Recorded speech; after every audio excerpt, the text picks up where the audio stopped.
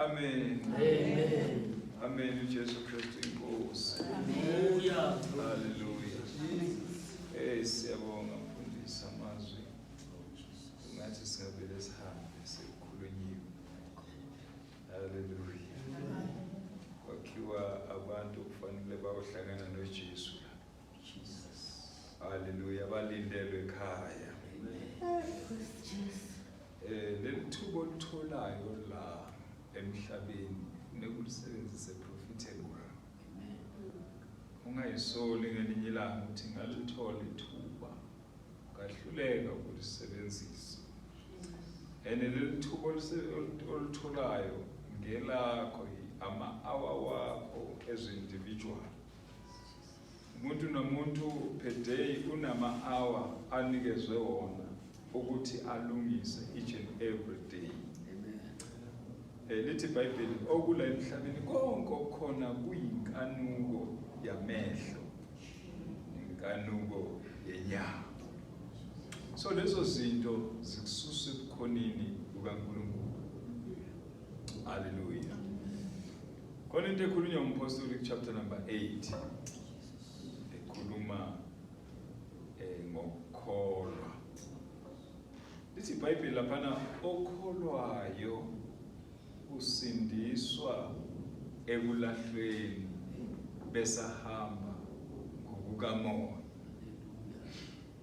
Translation yakudala verse number 1 wakhona ithi ngakho ke akusekho ukulahlwa kwaba kuNkosi uJesu. Eyamanje translation isuke seyiphelele mayithi akusekho ukulahlwa kwaba kuNkosi uJesu. Kodwa translation yakudala ithi ima ifika la uthi ngakho akusekho ukulahlwa kwaba kuNkosi uJesu. Yaqhubeka kulama iBhayibheli beseyiphelele ithi abangahambi ngokwenyama kodwa bahamba ngokukamoya. King James ithi there is therefore King James hayi amanye ama-translation ithi there is therefore no condemnation to those who are in Christ Jesus, who not walk after the flesh but after the spirit. Isuke sephelele leyo chapter 8 verse number 1 wakhona. Kodwa kulama translation emaphethelina iyashoda iphelele. U-Antichrist noma this people abane spirit sika-Antichrist sebekususile lokho ukuthi abahamba ngokukamoya.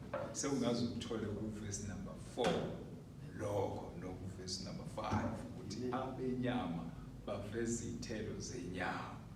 Bese lithi abakamoya baveza izithelo zikamoya.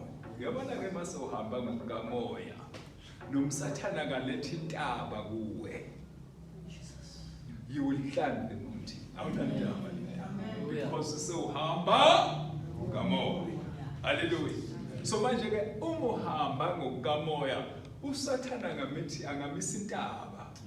Amisa amahlathi amnyama, amisa ulwandle, amisa amabhubesi around your life.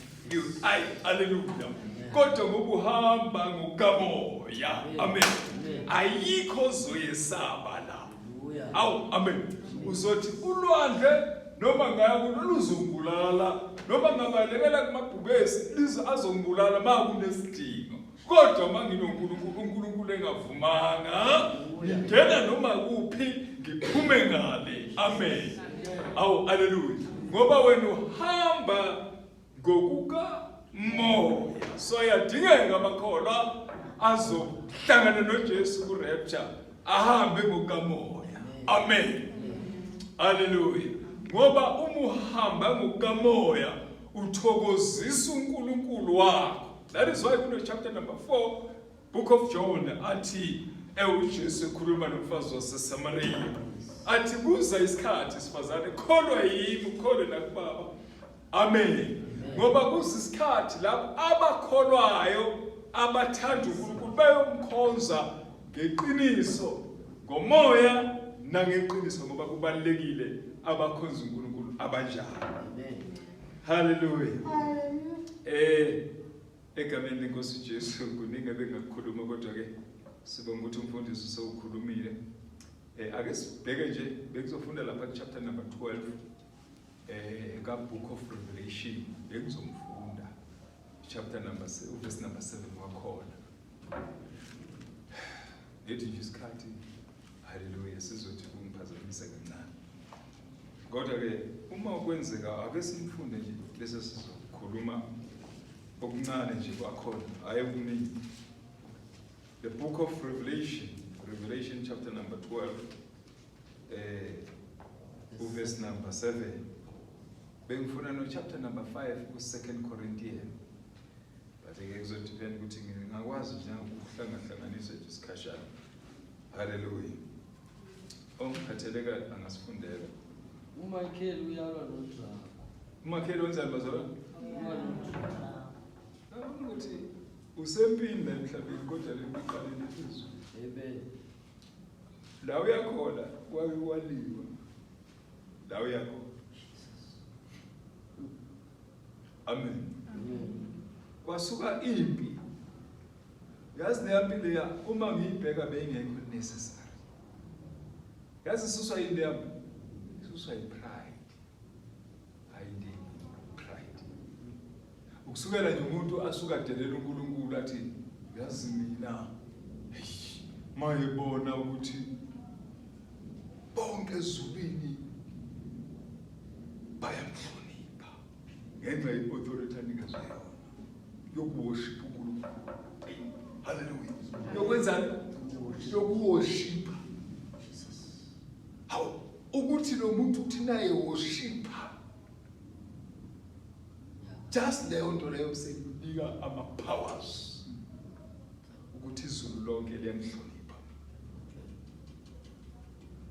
Leya ndoda mayiculi yodwa ikhipha wonke ama-voice okawacabanga. Awekho ama-voice bewangekho leya ndoda. Eyedwa. Hayi. Hallelujah. So ngalokho kwamdevelop pride. Yokuthi uyazi mina ngathi ngingcono kunawo wonke umuntu la.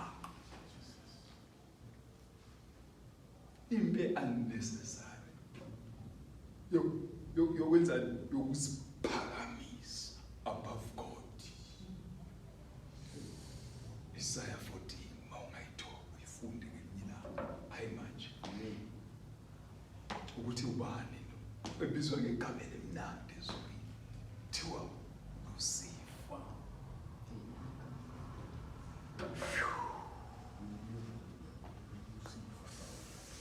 Awunesikhathi uyifunde chapter 14 kaIsaiah. Amen. Mawuyithanda lo uyifundele chapter 28 kaHezekiah ukuthi ubani lo udila naye. Amen. Suka. Yazi pride. Upride isusa umuntu uNkulunkulu ebambele lokhu. I pray to God, Nkulunkulu, purpose yami yokuphenduka from the first day mangirepent. From the first day mangamukela uJesu. Mangifundela uMatthew 24. The first day mangifunda that book, mangizwa the message kaMatthew 24. Kwaba ukuthi ngangaphendukeli enye into. Anginendaba nemali yakulomhlaba, anginendaba nezindla, anginendaba nayo yonke into. Ukuphenduka kwami ngaphendukela ukuthi ngifuna one day kuyongena ezulwini. Angifuni ukuyojika egeyithini lasezulwini. Ngifuna ukuyongena nginyathele phakathi. Kukhulume lo ngamamukela. Hallelujah. Ngalowo nyaka ngithi ngiyamamukela uJesu njengenkosi nomsindisi mhlazana ngiphenduka. The reason yokuphenduka kwawukuthi ngiyongena ezulwini. Kwawukuthi uma ebuya uJesu elandibanda ngibe one of those abayokhuphukela phezulu. Angisonti futhi akunandaba lokho angizelanga ngizojabulisa umuntu. My purpose ukujabulisa yena. The day ngiphenduka ngaze ngasho kuleya ndoda eyangishuma izivangeli ngathola kuyivangeli ngathi mayefunda uMatthew 24 ngathi le ndoda iyabuya wathi ngathi ngifuna ngifice ngikuposition. Hallelujah. Angizili ukuzo-edinamba yebandla kodwa ngizokwenza sure ukuthi fanele ngiyofika ezulwini. Fanele angibamba athi welcome home my son. Wenze kahle emhlabeni. Ungikhonze ngomoya nangeqiniso. That was the reason yokuphenduka kwami. 1993. Hallelujah. So i-pride yinto iwephoni yokuqala setshenziswa uSathane yokulimaza umzimba kaKristu. Bazalwane bangafika ezweni. Verse number 7. Funda. Kwase kuba khona ukulwa ezulwini. uMikhayeli nezingelosi zakhe balwa noDraco. NoDraco walwa enezingilosi zakhe. Verse 8. Kepha kabaze banqoba nendawo yabo kayabe isafunyanwa ezulwini. Verse 9. Wayesephonswa phansi uDraco. Waphonswa kuphi? Uyabona uzalwa nje kunoDraco le. Uthema engatholi indawo le exoshwa le waxoshelwa la. Kodwa uxoshwa ngomzimba kamoya. Inkinga yakhe capitalize ngathi abantu bathi bebebhema ugwayi bacabanga ukuthi babhema bona ngoba kufuna bona kanti bangelwe yispirit sikaDraco. Abantu bathi mabephuza utshwala benze yonke lento ephambene nokulunga. It's because they inherit the spirit sikaDraco. Ngoba phela balo ezulwini ngomzimba wasezulwini. Hallelujah. Futhi sizwe chapter number 5. Kepha kabaze banqoba nendawo yabo kayabe isafunyanwa ezulwini. Wayesephonswa phansi uDraco omkhulu inyoka endala ethiwa umhlebi. Ekuthiwa umhlebi. Kusho ukuthi wonke umuntu ohlebayo ufuzele nyoka. Wonke umuntu oqamba amanga ufuzele nyoka. Uyise wakhe ile nyoka. Ulawulo umoya wale nyoka yaxoshwe ezulwini. Yaxoshelwa emhlabeni ngoba inespirit sayo. Inomoya omubi lengo ifika abantu baphephethe. Ngene umoya wamanga ebantwini. Ngene umoya ukhohlisa ebantwini. Hallelujah. Inyoka endala umhlebi umqambi imali. Awufunde la. Ethiwani umhlebi nobani? Umhlebi noSathane odukisa izwe lonke. Odukisa ini? Izwe lonke. Uyabona ukuthi le nyoka inamandla. Idukisa izwe lonke. Ngomanye masifuna kuyiqaphela le nyoka. Ngoba umoya wayo ungenizwe lonke. Awu amen. Umoya phela lo. Umoya kaDraco ugcwele umhlaba. Mawubona abantu behamba naked because bangena umoya kabani lana. Ufuna ngishumayela. Amen. Hawu hallelujah. Amen.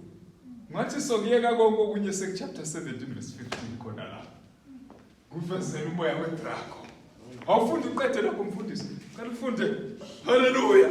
Kunomoya owalahlelwa kulomhlaba. Mawubona abantu benza yonke into edliwayo kulomhlaba engcolile engafanele idliwe ngaba because kunomoya. Namakhola ayawudla ayazidla izinto engadliwa la. Khona izinto evaliwe eBhayibhelini ukuthi lo amakhola wakudla lo kodwa yakudla. Bese athi